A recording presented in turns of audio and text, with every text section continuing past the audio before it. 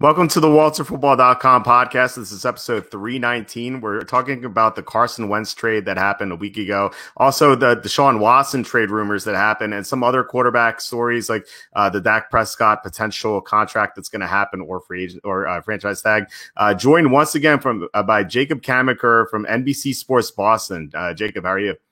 I am good. If I look very disgruntled or not disheveled, that's the word I'm looking for. I apologize. I took a nap today. I was up till like 4 a.m. last night doing some work. So, I'm re-energized from the nap, but my hair's a mess. So, just ignore that part of me. Just focus on what I'm saying today and, all this, rumors and trade talk and all that fun stuff. Yeah, I feel the same way. I woke up today at I went to bed at 5 a.m., so I got you beat there. I woke up at like 9 a.m. and my like a huge toothache on the left side, and I couldn't get back to sleep. And I was like, oh, I might as well take out my phone. And then like I saw the stock market like crash, and I was just like buying everything I could like during the crash, and then it rose up. So that was my morning. I slept for like 3 hours, but hopefully tonight will be better. So yeah, I'm excited to talk about the Carson Wentz trade and the Deshaun Watson potential move. Before we get to that, please hit subscribe or the like button, or comment below, or share this video with someone who may like football who doesn't really know about the show at all. So yeah, let's get right into it. This trade happened 2 days after we were on the air the last time, and I wanted to discuss this trade because it's huge implications for both teams. So the trade is the Colts got Carson Wentz from the Eagles, and the Colts surrendered a third round pick this year and a second round pick next year that could become a first round pick if Carson Wentz plays 75% of the snaps, or he plays 70% of the snaps and they make the playoffs. So it's kind of capped there. What are your thoughts on this trade? Let's discuss like one team at a time. How do you think the Eagles made out with this move? I mean, I don't think they made out very well. I think they got as much as they could on the market. I mean, given that a few weeks ago we were talking about like, oh, they would have to unload picks to offload that Carson Wentz contract. The fact that they got at least some possibility of a first round pick, I'll give them credit for it. But I mean, this just feels like selling way low on Carson Wentz. Like they're taking a massive dead cap hit, the biggest one in NFL history. I think it's over 30 million. They got a third round pick this year. And, even if they get the first round pick next year, it's going to be late in the first in all likelihood, because I think if Carson Wentz plays most of the snaps, the Colts are probably going to go to the playoffs. So I don't think they made out particularly well. I'll give them credit for getting some assets for him, but this was just a classic scenario. They sold so low. They kind of backed themselves into a corner.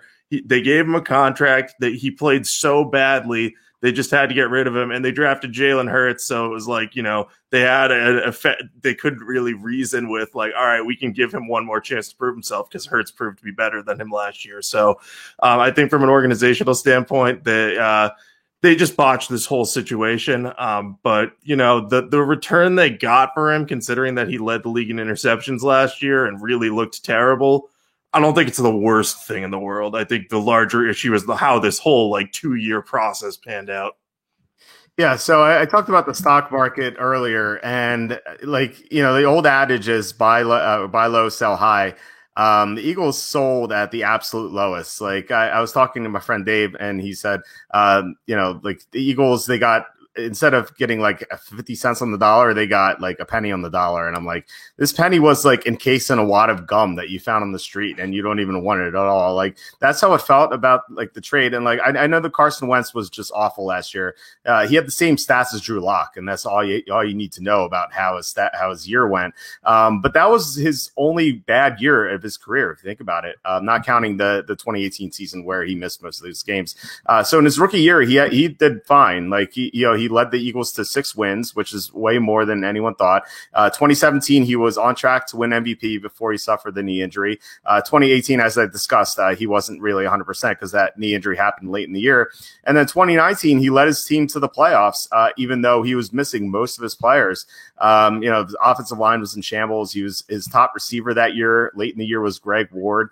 And then, maybe he beats Seattle if he doesn't get the concussion that he suffered when Jadeveon Clowney hit him.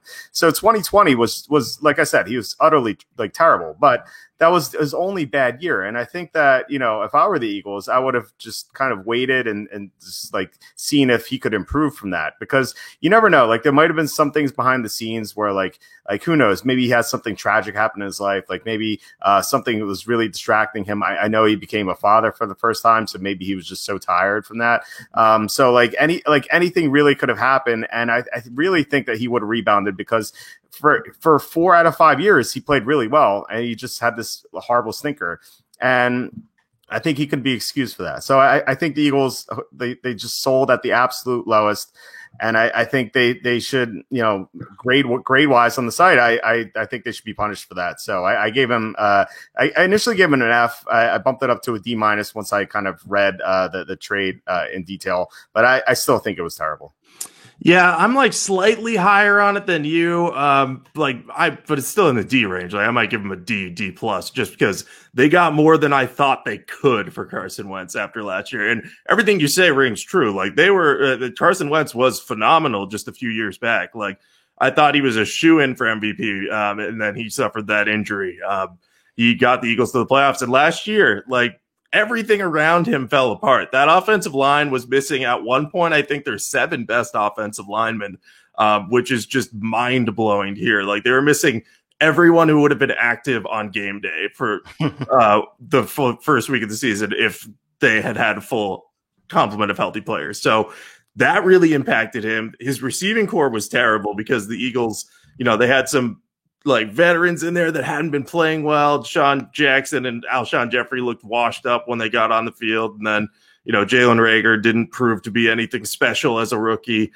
So that's kind of on the front office end there. I think in Indy, he's going to have a chance to bounce back, because while their weapons are still kind of a work in progress at the receiver position, Michael Pittman flashed last year, and that offensive line is really strong. All they need to do is add a left tackle to replace Anthony Costanzo, who retired. And they're going to have a chance to do that because the 2021 NFL draft class is terrific at the tackle spot. So at the 21st pick, the Colts could be in position to land that potential replacement for Costanzo. So I think that if you factor that in too, I think that it makes it look worse for the Eagles, because, if he goes to a good situation with the Colts and thrives, I think the Eagles are going to look pretty bad, and it's going to become really apparent, like, oh my God, they sold really low. And like, I wouldn't say it was maybe a penny and a stick of gum on the dollar. I might give them like 4 cents on the dollar.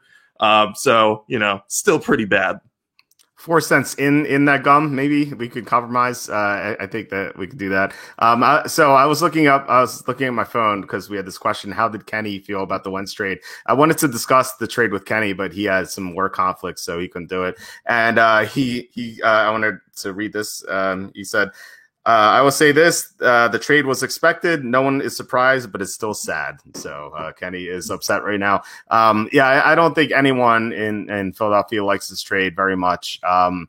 In fact, Kenny asked how my dad felt about the trade, because my dad's a big Eagles fan, and my dad was pretty upset about it too. And he was like, when I told him what the Eagles got, he's like, "That's it," because everyone was saying that the Eagles are going to get 2 first-round picks. That's what the Eagles wanted, and I always thought that was crazy. We even said that, like, if the Eagles traded Carson Wentz, they would have to give up some picks, because that's essentially what the Rams did with Jared Goff.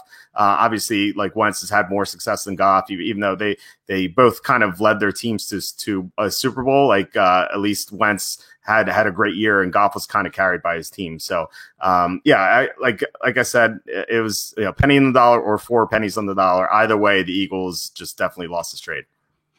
Yeah, and I think on the other side of things, the Colts, this is just the buy low move for the Colts. Like, they needed a quarterback. They weren't really in range to draft any of the top 5 passers in this year's class, so they would have had to trade up, but they still have some holes to fill. And then you looked at the free agent market, there was nothing too inspiring out there. So they kind of had to make a move on the trade market if they wanted to stay relevant. And I think there are massive things about this trade. I already talked about the offensive line with them, but reuniting Wentz with Frank Reich, I think, is going to help him a lot. He was most confident and comfortable under Frank Reich. So I think Reich will be able to coax the best out of him. I think what you're going to see when he gets to Indianapolis, I wouldn't be surprised if they're just like, hey, like, let's look at that tape from last year, address what you have to fix, but then throw it out, forget about it. Like, you're a better quarterback than it showed last year. We're going to surround you with talent enough to make you comfortable and, allow you to perform better than you did. And the thing about them acquiring Wentz's contract, too, it's better for them than it is for the Eagles because they'll have ways to get out of it in the coming years at a cheaper rate. Whereas, the Eagles would have had to, if they waited beyond this year, I think they could have cut him with somewhere around $21 million in dead cap space next year or something along those lines. But the Colts, if he fails this upcoming year, they'll be able to move on from him easier than the Eagles because they have a lot of cap space still. So they still have resources to build around him. So I think where they're surrendering so little, they keep their first round pick this year to get that potential future left tackle in a strong class. I think this is an easy A grade for them because they did not give up much, but they got someone packed with so much potential who at one point there was legitimate discussion about, is he going to be a top 5 NFL quarterback? So I love this move for the Colts. And even if it doesn't pan out, they didn't give away much at all, like comparatively to what other teams have traded for potential franchise quarterbacks. Yeah, they're getting a potential franchise quarterback for a 3rd round pick and a pick in the 20s or a 2nd round pick. Like that's insane value. And what's crazy is that you just mentioned how the Colts still have a ton of cap space. Even with the Wentz trade, they have the 4th most cap space in the NFL. Like, that's crazy. Like, they can make so many good moves and build around Wentz, and Wentz would have so much of a better supporting cast in Indianapolis than he did in Philadelphia, at least in his last couple of years. So yeah, like you were saying, they just need to find a left tackle to protect them, but otherwise their offensive line's great. And I think they need maybe a number 1 receiver. T.Y. Hilton's going to be a free agent. They have a good running game though, and I like their defense. And as you said, Frank Reich got the most out of Carson Wentz. When Wentz had his best years on the Reich in Philadelphia. So you'd have to believe that Wentz is going to rebound, or at least maybe he doesn't play as well as he did in 2017 ever again. Like, who knows? Like, maybe that concussion he suffered, maybe that just has lingering effects that he'll never recover from. But I'm pretty confident that he's going to be a lot better than he was last year because, like I said, he had the same stats as Drew Lock. So I feel like he has to get better with this better supporting cast. I think the Colts made a slam dunk trade. I think this is definitely an A or an A+. It was a great move by them. Yeah, and even if Wentz just gets back to like average form, if the Colts surround him with enough talent and they have a lot in tow already, they can be contenders in the AFC. Like, they just, this is a tall task, but if they can just have Carson Wentz cut down on his interceptions, they'll have a chance. So he doesn't need to regain elite form for this trade to pan out for the Colts. It would be nice, obviously, but they're paying basically for average to above average production in what they surrendered for him. And, his salary is a little higher than you might pay for an average quarterback, but, he has a higher ceiling than average. So we'll see what happens. Yeah, and they can eat that salary because of all that cap space. So it's not even really a big issue right now. In the AFC, there's a lot of room and there's a lot of movement potential for them to go up because, you have the Chiefs, obviously, and the Bills and the Ravens are going to be there. But otherwise, the AFC is like pretty weak. Like, the Titans are going to be like somewhat competitive. I don't know how good they're going to be without Arthur Smith. I think we'll have to see. The Jaguars in a couple of years of Trevor Lawrence will be good. And then you have the Dolphins. Who knows the two? They're always going to be competitive, but like, the AFC is weaker than the NFC. So the Colts definitely have some potential to reach the AFC Championship. And then who knows, maybe Patrick Mahomes gets hurt again, or maybe the offensive line for the Chiefs is missing 3 starters again. And then you can kind of steal a Super Bowl appearance here and there with Wentz if he plays better. So, like I said, the Colts is a great trade for them. I'm going to go back to the Eagles for a second, make 2 points. I think that, potentially getting a first round pick in 2022 is going to be better than 2021. And I know it's in the future, but this year is going to be so weird with no combine. You have a lot of prospects with no game film at all because they opted out. It's just going to be a weird year. It's going to be so difficult to scout these players. In 2022, when things are going to be more normal, I think you're going to have a better chance of hitting a successful first round pick. So I think the Eagles, though I like that. At least like that they're going to get a first round pick maybe in 2022 rather than 2021. And the second thing is, so we had some questions here, just kind of like, I feel like we should address with Jalen Hurts. Les Bowen of the Philadelphia Inquirer, who's like a longtime Philadelphia beat writer, he said he thinks the Eagles will target a quarterback at 6, even though Jalen Hurts is on the roster. Like, what do you think about that?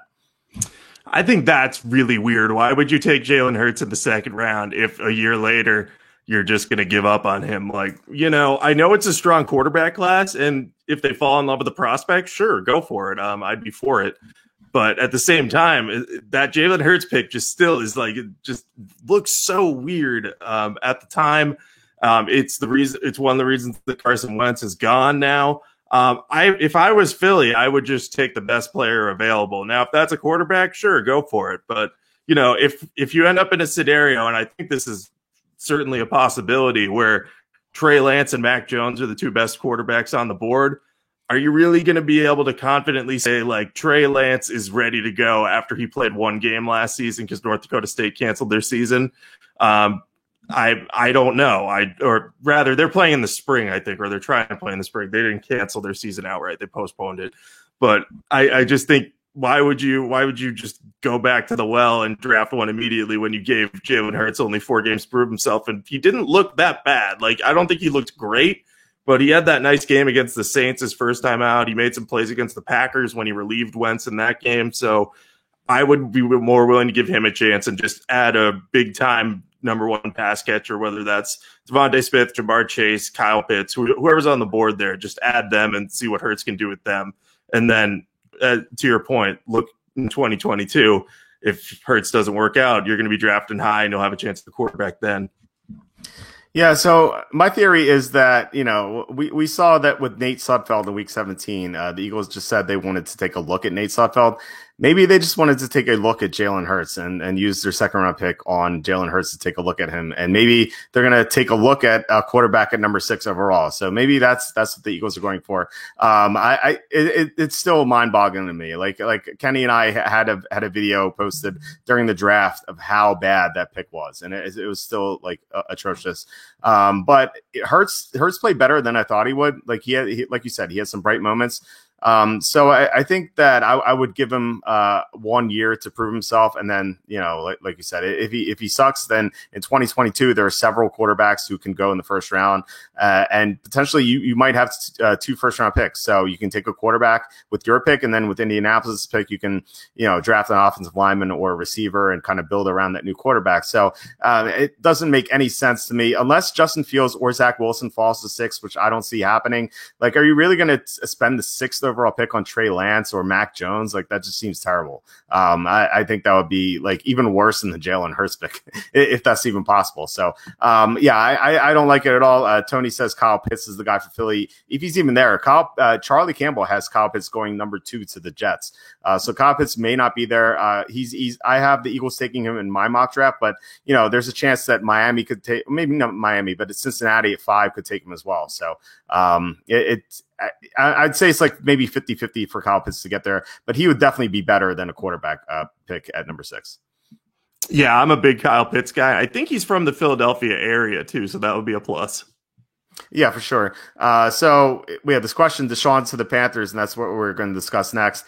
So there have been some Deshaun Watson rumors, and I feel like the big one is Deshaun Watson going to the Panthers for 3 first-round picks and Christian McCaffrey. That was broke. That story came from ESPN. I believe David Newton from ESPN. I could be wrong, but I believe he's the one who broke that story. So first of all, do you believe that could be true? And second, if that trade happens, what do you think about it? I think it's true on the Carolina end. I think they want to get Deshaun Watson, and they'd be willing to send out that type of package. I think Newton, I don't exactly remember if he reported it or if it was part of a bold predictions thing. Either way, there's some truth to it from the Carolina end that they want to go after Deshaun Watson. I don't understand. Like, I know Christian McCaffrey is amazing and everything, but if the Texans trade for another big money running back, like, my mind is going to explode. I know he's better than David Johnson, but just what are you going to do with David Johnson? Like, you probably cut him at that point. But and then you look at what will happen in Carolina. Deshaun Watson will have weapons there immediately, but Curtis Samuel is leaving. So you have DJ Moore and Robbie Anderson. And then beyond them, you'd have to find some extra weapons. You'd have to improve your offensive line. And you really have to improve that defense. So I'm just not convinced that, Carolina can pour all those resources into Deshaun Watson and build a Super Bowl contender. I think they have a lot of holes, but I think you're looking at it from this standpoint. I think Matt Rule wants a franchise quarterback, and it's easy to understand why. So I would not be surprised at all if they go after Deshaun Watson and make that sort of offer. But if that happens, they're going to have to be really smart on the free agent market. And they're going to have to hit on every draft pick in order to build a roster that can really compete in the NFC. Because as you said, the NFC is better than the AFC, 1. And 2, that division is really, really tough. Even if Drew Brees retires, the Saints still have a strong defense and offensive line. And they, Taysom Hill and Jameis Winston are competent. So if they bring them back, they'll be good. Yeah, the Bucs, who just won the Super Bowl. And then you have the Falcons, who, I don't think that they're a sleeping giant by any means, but that offense is tough to contain, and they just got Arthur Smith to coach them up. So I think that, there's no guarantee that if you get Deshaun Watson as the Panthers, you're going to be a Super Bowl contender. But I think that there's truth to it, and I think that, if they have the opportunity to do it, they probably should. But I would put them lower on the list than some of the other teams that are ready now outside of the quarterback position. Yeah, it seems like I feel like the Texans would be the loser in this trade, even though they'd get 3 first-round picks and Christian McCaffrey. Like it sounds good initially. Like when I first heard this, I'm like, wow, that's great. And then I thought about it for like 2 minutes later, I'm like, maybe it's not that great because trading for these big money running backs, as you kind of indicated, is kind of a bad move. Granted, he's going to be better than David Johnson, who's just was already an injury prone. But then you have McCaffrey, who missed most of 2020 with various injuries. And he's had a lot of touches over the couple of seasons he's been in the NFL. So you don't know how much longer he's going to hold up. Look at Todd Gurley, for instance. Like, he was amazing for a couple of years, and then he got injured, and then now he's a shell of his former self. Like, that could easily be McCaffrey. Now, there's a chance that McCaffrey continues to play on a Pro Bowl level for a while. Like, that could definitely happen. But running back is the easiest position to find. I feel like outside of obviously kicker and punter or whatever. But you can find really good running backs late in the draft. Arian Foster was undrafted. Like the Texans, I don't know why they would trade for another big money running back. And getting 3 first-round picks is nice. But I feel like the number 7 overall this year is the only top 10 pick you're going to get, because the Panthers will be a lot better with Deshaun Watson. Maybe they're not going to be a playoff contender or a playoff team every year, but I feel like they would at least be 7-9, 8-8. So those picks you would get are going to be number 15, 16, 17 at the very worst. And maybe Deshaun Watson takes the Panthers to the playoffs. That could definitely happen. As you said, they have Moore, they have Robbie Anderson. Their offensive line is shaky, as you indicated, but I like their scouting department that they have there. So I like Fitterer, that the GM they hired. So I feel like they could build a good roster, and if surround Deshaun Watson with a lot of talent, and that team's going to make the playoffs more often than not. So I feel like initially, like I said, for the first 2 minutes, I like the straight for the Texans, and I'm like, they shouldn't do it. Yeah, I think that the Panthers would still win this trade just because, they're getting the quarterback, and the player they're having to give up is, as you said, replaceable. And I would argue that running back might even be more replaceable than a kicker at certain instances. There are some kickers that are just so clutch. I'm probably going to regret saying that about 5 minutes from now and remember all of the missed kicks I've seen from really good kickers. But I think to your point on the first round picks, there's no way they'd be any lower than the teens with Deshaun Watson starting, unless he got hurt. So I think that you're dead right on that. It's the value for the Texans isn't that great. And while I still don't think the Panthers would be an immediate Super Bowl contender with Watson.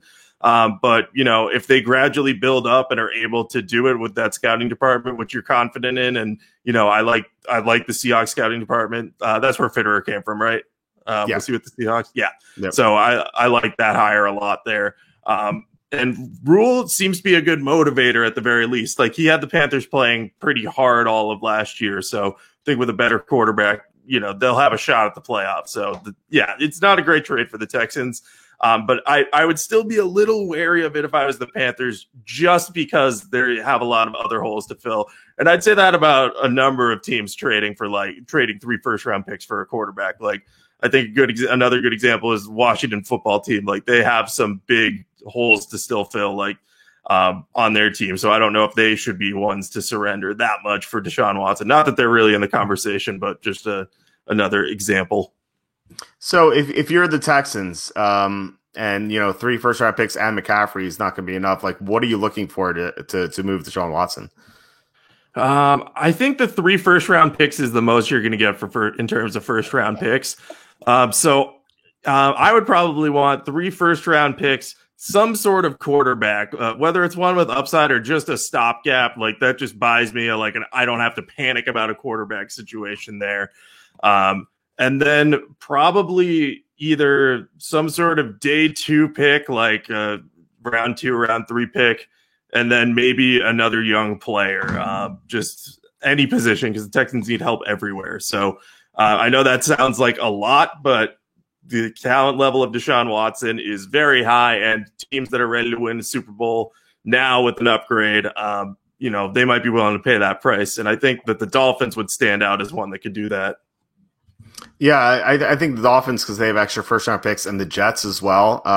Armando Salguero, the Miami Herald, reported that the Jets are Watson's favorite team to go to, which isn't a surprise because New York's a big market and stuff like that. And I heard that Watson likes Robert Saleh, so that's like another reason he would go there. So if I'm the Texans, I think I'm looking for, like you said, 3 first-round picks, probably the ceiling there. The second-round pick this year, which is going to be super high, which is almost a first-round pick. And then Sam Darnold, which is the young quarterback you talked about. And then maybe you get Franklin Myers on the defensive line, like someone like that, because the Texans were so bad against the run last year, so they really need help on the defensive line. So maybe that's what the Texans look for, and I think that's a better package than what you get from the Panthers. Obviously, number 2 overall is going to be better than number 7, and then you get the quarterback you want. You get either, if you want Justin Fields or Zach Wilson, you don't have to worry about anyone else taking that guy. So that having that choice is big. And conversely, at number 7, you're probably not going to get either. And you have to settle for Trey Lance or Mac Jones. And that just doesn't sound good to me. Yeah. And if you get to a situation, if you make the trade with the Jets and Sam Darnold comes in and you're like, oh, I kind of like what I'm seeing with him, then you can use the number 2 pick on the best player available, really build up that offense around him. And then again, if he falls flat on his face, you'll be positioned to draft a quarterback the next year. So being at the number 2 pick gives you options.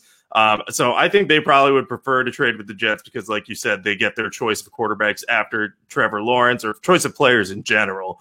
Then the Dolphins might be able to offer the most resources. That would be the only other thing I would say, because they have a ton of draft capital. They have 2 top 20 picks this year, and they could hypothetically offer them to Tagovailoa, which I know we've heard the Texans don't really like him, but maybe they can reroute to a team that does, a team that does believe in him for more draft capital and just keep building that way.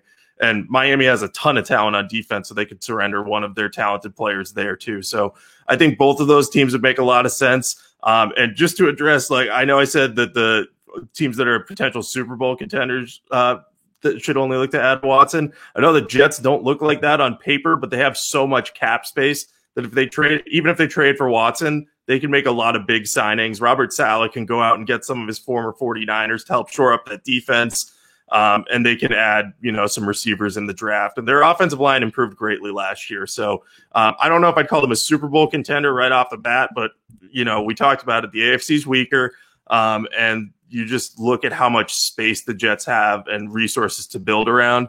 And I think that they would be able to more quickly become a true playoff contender than the Panthers if they were to get Deshaun Watson. I know that sounds crazy. On paper, but it's a more of a resource thing than anything else. That offensive line was very good last year when they were healthy. And that is something maybe Watson is looking at as well. It's a better offensive line than in Miami. And, if he goes to the Jets, I would say this is the best. It would be the best offensive line he's ever had in the NFL. So that would mean a lot to his long term, his longevity. So I think that we haven't heard him say why he likes the Jets outside of Saleh, but that could be a reason as well. So we have one other quarterback to talk about, Dak Prescott. There's a lot of talk this week about him potentially getting a long-term contract. The Cowboys could franchise him by the deadline, but it sounds like they don't want to do that right away because they want to agree on a long-term deal with him. So what do you think is going to happen with Prescott? I still think he's going to get the franchise tag because as good as he was last year and as bad as the Cowboys were without him, I still think they're going to be far apart on what he's worth. And he's coming off a significant injury too. So, there'd be a ton of risk for the Cowboys signing him to a long-term deal now. At the same time, I get that they maybe want to agree on something so they don't have to keep using the tag, because eventually it would get to a point where Prescott could just be like, I'm just not going to negotiate with you, and you're going to have to tag me every year if you want to keep me. We saw that with Kirk Cousins and Washington back in the day, and that's how he got to the free agent market. So I think Dallas might be trying to avoid that for that reason, but at the same time, they shouldn't look to overpay for Prescott. I think Prescott showed last year just how good he can be when everything goes right, before his injury. But at the same time, we didn't see him play behind as decimated an offensive line as Andy Dalton did. That's not to defend how Dalton played or anything, but we've seen over the course of Prescott's career, when Tyron Smith has been out, he's been sacked relentlessly, or when one of his receivers is banged up, he doesn't have the best game. So I would just be wary of paying him long-term because of those issues and that he got hurt last year. So I would personally just tag him, see what happens this year, because the Cowboys are probably going to be weaker on the offensive side of the ball, at least in terms of blocking, than they have been for most of Prescott's career. So if he plays really well despite worse blocking, then I think you can more confidently say, all right, we'll pay you what you want in terms of this contract, or maybe they try to negotiate it down a bit. But I still think we're going to see a tag on that, but I could be wrong. Yeah, I think we're going to see a tag. I don't see them agreeing to what each party wants. I feel like if the Cowboys give in to Prescott's demands, like he has to lead them deep into the playoffs, like at least the NFC Championship, and that hasn't happened yet. And so I feel like Prescott plays really well in two circumstances. One, when he has one of the best offensive lines blocking for him, as we saw early in his career.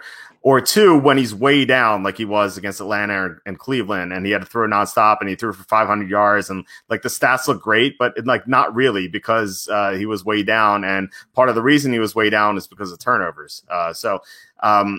When he's had a injury ravaged offensive line, he has not played nearly as well. Like I know it goes without saying that like quarterbacks do worse with injuries on the offensive line, but his fall is like greater than most quarterbacks. So I would like you said, I'd be concerned about giving him a big term contract. Like you brought up Kirk Cousins.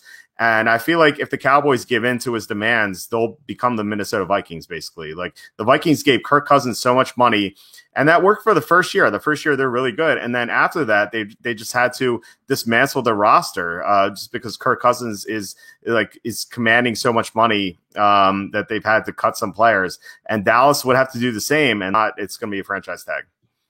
Yeah, I think you're dead right. The other situation, I think they could look within their own division. Just look what happened with Carson Wentz when his blocking went way downhill. Like he always had good blocking there, and then he had a terrible season this year. Now, granted, there may have been other stuff going on. We've already talked about that, and he didn't have the best weapons in the world either.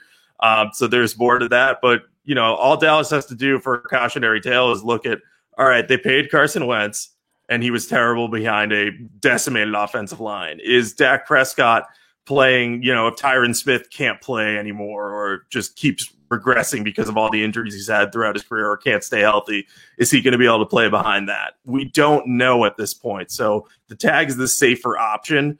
So I think that I do think we're going to see that. Just there's too much risk on the Cowboys side to give into what Prescott wants, and Prescott's not going to take something that he feels is worth less than what he is, at least not long term. Like, who knows? Maybe there's like a shorter term, like 2 or 3 year deal that they can agree on where it's like, maybe the Cowboys are like, all right, we'll give you this so we don't have to franchise tag you. Like, it's a little bit more than the tag for 2 years, but we want to see you improve. And then we'll give you, a lot of guaranteed money in this or whatever. I don't know if bridge deals don't happen a lot in the NFL like that. They're usually one or the other, a prove-it deal or a longer-term deal. But this is one instance where I think a bridge deal would make a lot of sense. Yeah, it would be crazy for them to give him that much money without seeing him play after the injury. It doesn't feel right to me at all. So I think they franchise him and wait. If he has a great year and leads them to the NFC Championship or better, then yeah, sign him long term. But otherwise, I feel like you need to just. You can't become the Minnesota Vikings. Like, we've seen what happened with them.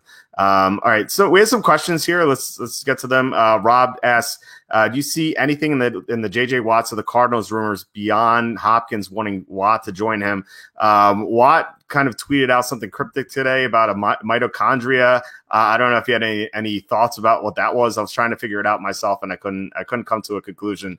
I saw some theories going around, but I was like, this all sounds like nonsense. So what do you think about that? Like, do you think Watt is going to the Cardinals, or where do you think he's going to go? I don't think he's going to go to the Cardinals. If he did, I mean, Hopkins would be the one recruiting him there, and I think he could definitely play a role for the team. I still think we talked about him as a potential possibility for the Browns last year. I think they're among the front runners. I think he'd also love to play for the Packers because he went to Wisconsin during college. I don't know if they're going to have enough money to bring him aboard, though. So I think that the perfect mix of being on a contender, having playing time, and getting money is Cleveland.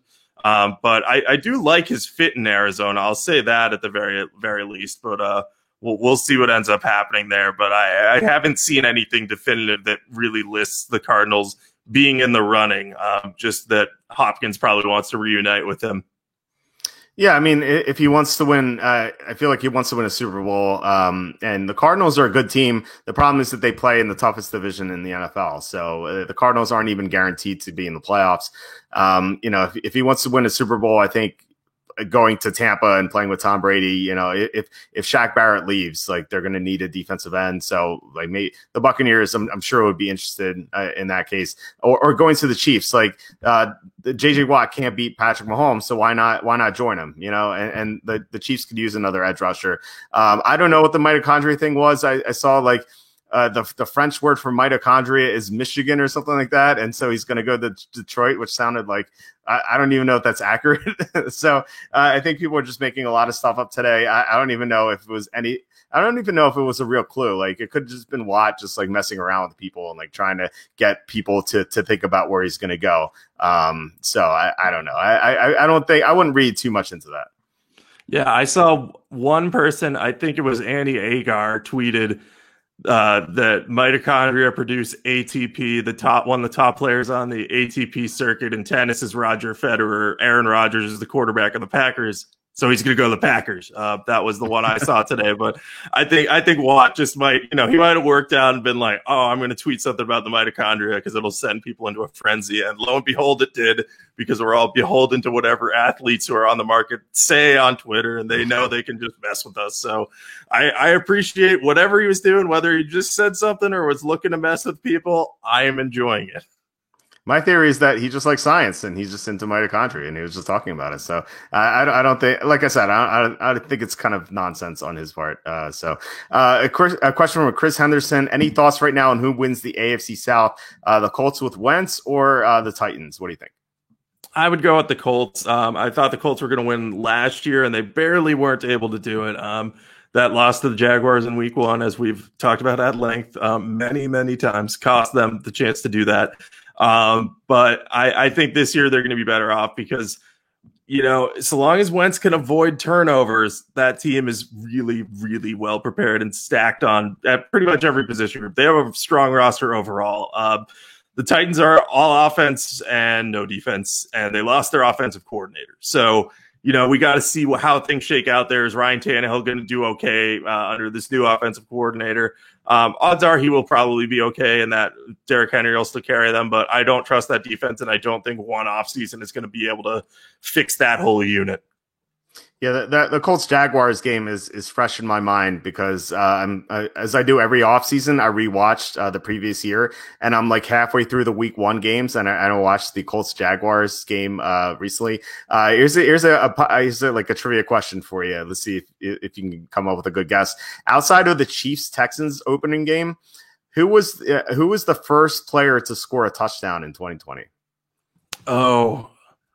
Oh man, I know this. It's someone really random, and it's on the Jaguars. Oh, the opposite team. Oh, the opposite team. Okay. So it was on the Colts. Oh man, it wasn't Nyheim Hines, was it? It was Nyheim Hines. Yeah, it was Nyheim Hines. Okay. Because I remember he was on my dad's fantasy bench. My dad was like, I should have started Nyheim Hines. I was like, I would never have told you to do that in like 100 years. Yeah, he scored 2 touchdowns in that game, and he got stuffed on a 4th down. And I feel like if the Colts got the touchdown, they would have won that game, and we would have survived in week 1 in the Survivor contest. And that I still can't believe the Jaguars won that game, and that was the only game they won. But yeah, so going back to the question that Chris asked, I think it'll be the Colts. The Titans lost Arthur Smith, and I think that's going to be a big loss to them. How long can Ryan Tannehill play on a high level? Like I just have so much trouble buying into him. Like I don't think he's bad, but I don't think he's that good either. And I think that if Carson Wentz plays anything like he did in 2019, I think the Colts definitely win the AFC South. Yeah, I agree. Speaking of the AFC South, Tony asks, talk about the Isaiah Wilson situation. What is going on in Tennessee? Isaiah Wilson today, or I believe it was today, maybe yesterday, he tweeted that he's done with the Titans as a pro. And, I'm not even sure that he got started with the Titans. So it's a kind of weird thing to say. So what is going on in Tennessee? Yeah, I don't exactly know, but Isaiah Wilson doesn't trust the organization for whatever reason. I think there were some concerns with him, whether it was work ethic or weight related or character concerns coming out of the draft. The Titans felt good enough to take a chance on him in the first round, and it just has not panned out at all. So I think that they might just be best served. I don't know if they're going to be able to mend the fence there. I don't know if anyone's going to want to take Isaiah Wilson on, especially. I don't think anyone's going to trade anything more than a 7th round pick for him. Maybe a conditional pick if he makes the roster. He just hasn't done anything to prove he belongs in the NFL right now. So until he figures out what he wants to do and whether or not he wants to play in the league, his career highlight is the fact that I projected him to the Titans and he was drafted by them. That's the only notable thing he's done in the NFL, and that's not even notable because only you guys watching this know who I am. Yeah, it's so weird that he just like hasn't played at all. Like I think he played like 3 snaps for them last year or something. Like he just those concerns that they had like came to fruition, and he was out of shape apparently, and the Titans just got frustrated with him, and it's going to be tough to trade him for anything significant. Like I feel like a team that liked him a lot, and maybe does some due diligence on him and kind of likes him. Like maybe they can get a 5th or a 6th round pick for him, but they're definitely not going to get anything of substance for Wilson at this point. There's definitely some potential with him, but the downside is so dramatic that I feel like it's going to be tough to move him for anything more than that. So I don't think he's going to play for Tennessee. But I think that he'll eventually get a chance somewhere else, and maybe that won't amount to anything. All right, so we have one last question here from Andrew. Do you guys think the NFL commissioner did something right for once this year with handling how the pandemic was going? I've been so critical of Goodell in the past, and Goodell, if you haven't read it in my book, a Safety and a Field Goal, which you can find on Amazon, I wrote about how Goodell has banned me and Charlie from the combine. So I feel like I'm biased here, so I'll let you answer this question. I think it's kind of hard to judge. Like I can't really judge this right now. Almost, it feels like I'm gonna have to look back. I think you point to this. all the games that they had scheduled were played. I think that's the number one thing, that the fact that they were able to do that, I think that's about as good as you can be. But there was constant shifting of the schedule and all sorts of crazy stuff going on. So the fact that they were able to play all the games and mostly keep the players safe, sure, I think he did is probably as good a job as he could getting the games played. But I think this topic is so huge and so broad ranging that I can't even really fathom every aspect that I'd have to fathom. Like there'll be books written on this someday, and I feel like I'm going to read a lot of them about how the season was played, and then I'll have a firmer judgment for you at that point. But the season is still like fresh in my mind at work, being like, all right, the game's also biased from that perspective of being like, oh my God, why am I still working right now? It's Tuesday. Yeah, it's a tough question to answer. We had Tuesday games, there were Friday games. Like it was so weird. It was definitely a unique season. And I feel like I would have answered like you did. Like they didn't miss any games. Like all 256 games were played, plus the playoff games. So from that perspective, they handled it well. And I will say this: like heading into the season, there was a lot of pessimism. I mean, I'm usually in 6 fantasy leagues, and 3 of them were canceled because the commissioners just thought the games weren't going to be played. And like they were. So, I'd have to say Goodell did a good job, even though he's banned us from the combine. So good job, Goodell. Why did he ban us? The story is in the book. It would be too long to talk about. Plus there might be, I don't want to say anything that I haven't written in the book because I don't want to be sued for slander or anything. So I'll leave it at that. So if you want to read about it, you can check out the book. Yeah, it's a good book. I would recommend it to everyone. I read it probably about a year ago or so now. It's a fun read. Definitely check it out. Thanks. Yeah, it's on Amazon, a safety and a field goal. Just basically top 5 lists of a bunch of things in the NFL. So, that's about it. It's a shorter episode than usual. There wasn't really anything to discuss outside of what we talked about. There's no combine this year, so we can't even give like a combine preview. But the free agency is coming up. We did a free agency preview. And so we're going to be going over all the free agency signings after they happen. So definitely check that out later. But yeah, otherwise, do you have anything to plug? You can follow me on Twitter at Jacob Kamenker. I've got all sorts of projects coming up at NBC Sports Boston.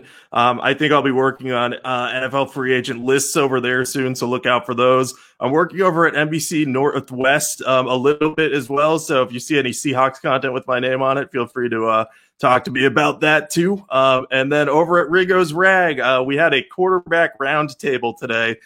10 of our writers weighed in as to why Washington should acquire these quarterbacks. There's 10 different ones, 10 different write-ups. So feel free to check out all those opinion pieces over there.